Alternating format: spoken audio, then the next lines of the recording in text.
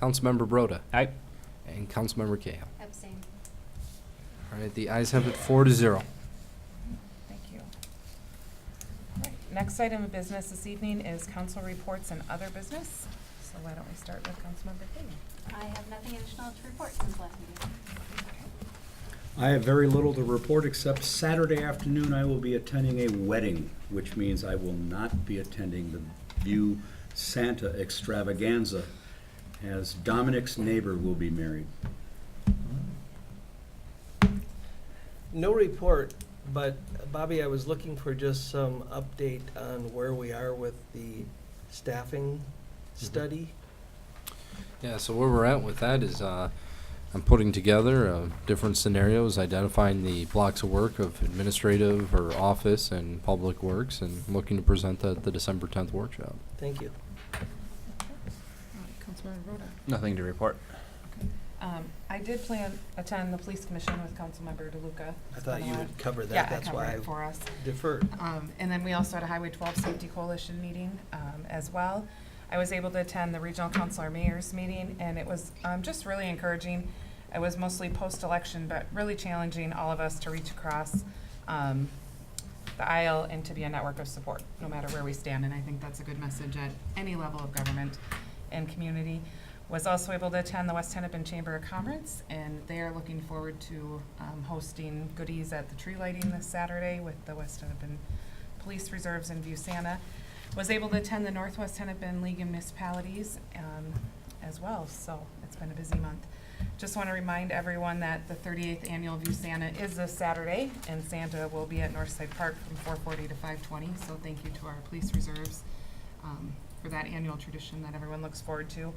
And then also next month, we will be meeting the third Monday instead of the fourth Monday because it is of the holidays. So we'll meet December 17th at 7 p.m. for council.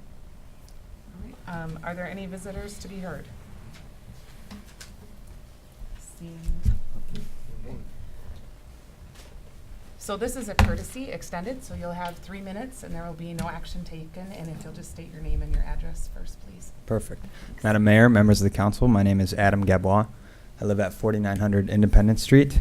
I'm here to talk about the street reconstruction project and my concerns regarding the quality of the product that the city and the residents are getting, specifically in regards to the paving along Independence Street. So Independence Street was paved beginning around 7:30 or 8 a.m. on Tuesday, November 20th. The temperature that morning was 8 to 9 degrees Fahrenheit and did not reach 32 degrees until 6:55 p.m. Paving when the air temperature is below freezing can be extremely detrimental to the quality and longevity of pavement.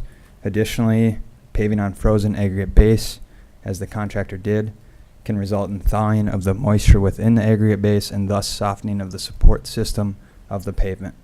This too will result in earlier pavement degradation.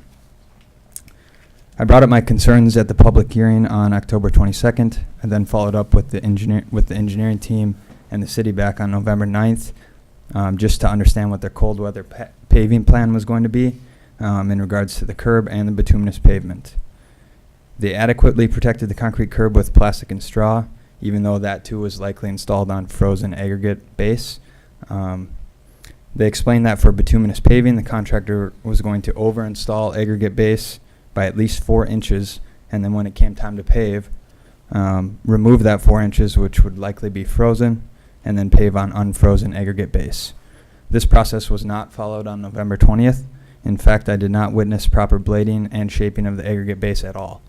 It is my opinion that in the contractor's haste to close up the project before winter, or in this case in the midst of winter, that they paved on aggregate base that was not adequately prepped, including tolerancing and crowning the road at 2%. To provide further evidence that paving should not occur at these temperatures, I have brought along a copy of the minimum temperature control table taken straight from the Department of Transportation's specifications. This table does not even provide temperature recommendations when the air temperature is below 32 degrees. Because it is not recommended to pave in any scenario. I would also like to point out that since they did pave well below 32 degrees at actually 8 to 9 degrees, they should have been on the pavement with rolling equipment almost immediately.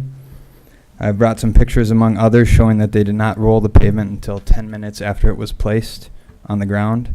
I'd like you to think about how fast something would cool if it was left outside for 10 minutes in 9-degree weather. I've also brought pictures that I hope the council will review showing the quality issues already arising from the contractor's decision to pave in such cold temperatures and the haste in which they constructed the street because they were behind schedule. These pictures show how poorly the pavement was compacted. You can see all sorts of voids in the picture as well as physical damage to the surface of the base pavement. This will result in early degradation of this roadway. I've also included 2 pictures of the base pavement from nearby streets, one in Orono Preserve in Long Lake and one on County Road 44 in Mound. Please compare the photos of quality pavement to those of the pavement on Independence Street. My wife and I are personally paying in excess of $12,000 for this street, and some of my neighbors are paying almost $20,000, and the city is paying way more than that. I'm not here just to complain to the council. I'm here to make sure that the people paying for this street get a new quality product that they deserve. One that will not fall apart prematurely due to the contractor's inability to stay on schedule. I'm requesting that the council consider directing the contractor to completely remove and replace the 2 inches of poor quality base material that was placed on November 20th and repave the street in spring in proper temperatures. I'm also requesting that the council members consider if they were getting a new $15,000 driveway installed and the contractor showed up to pave when the temperature was 9 degrees Fahrenheit and the gravel was frozen, you would perhaps let them pave, but you would likely be concerned. After they were done paving and you saw the quality, and it looks like the pictures I have brought with tonight, would you pay the contractor for that work? Pictures are attached here for the council's review. Thank you, Mr. Gaboyes, for bringing your concerns forward. What's that? Staff will follow up with those and. I just had a couple more comments too, actually. There were other residents that would like to attend here, but since the public comment comes at the end of the meeting, they weren't able to make it. So I know Bobby mentioned earlier in the meeting to maybe move this to the beginning. That'd be an ordinance change or whatever, but I think that would be appreciated by the residents. Bobby, Thank you. could you copy these for us to have? Yeah, I'll scan them in and send it via email Thanks. probably Thank you. tomorrow. What I will say is I know that this has been a topic of conversation. This is not the first time that Dan or Tanner or staff has heard this before. Just to let council know the process of how this works, and that is there's a compaction test that is done to show if the pavement is done correctly. And we're getting those results. Obviously, if we did not meet those results, those compaction minimums, then the conversation would be ripping up the road and redoing it in the spring. If those compaction results are met, then there's no reason for the city to try and rip up the road and repave it in the spring. But we don't have those results yet. We're gonna wait and find that out. Who does the test? I believe we hire a Yeah, so the company. contractor takes tests as well as the city takes tests. So the contractor tests their own work. Yeah, they But then we test test it too. And we can We take test it- it or do we test the tests? No. What do we actually test? We're actually doing the same identical compaction test as the It's contractor. an We can take ASTM addition- standard, I'm assuming? Yeah, we can take additional tests, I mean, based on, so we'll look through that as a staff and just see if there's some additional tests we should be Okay. taking, just as a. Great. Yeah, I mean, there's no doubt that there's many elements of this project that have not been completed that should be, and of course there's a quality concern on a number of different aspects of a project of this magnitude when it's done at such a late time of the year.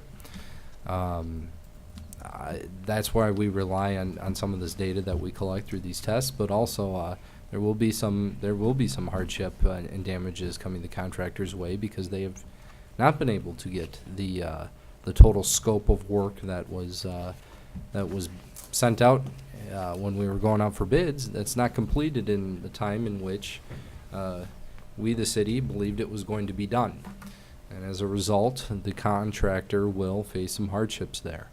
And that's how we'll go and proceed from it. If work was done this fall that turns out next year is not done to a good quality, it's going to be redone.